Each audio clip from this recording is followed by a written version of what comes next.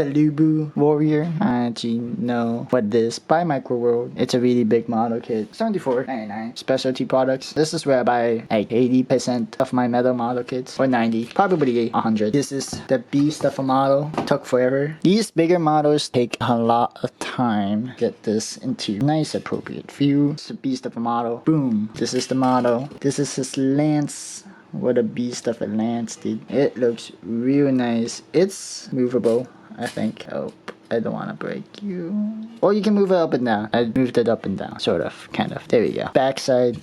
Nice cape. The thing about these metal model kits, I love the paint they use. Except they scratch easily, which sucks. But the details on these model kits are just superb, in my opinion. Close up on his face. Boom. Shoulders. He's got a gun. Look at the details on the gun. In the hand. Look at every single detail.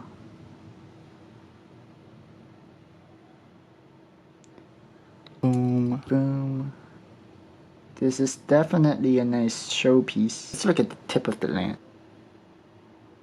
Okay. Look at that lance, dude.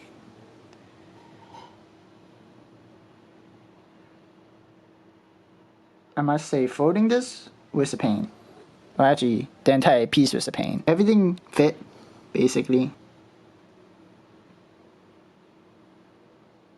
The antenna things on his helmet, those never worked.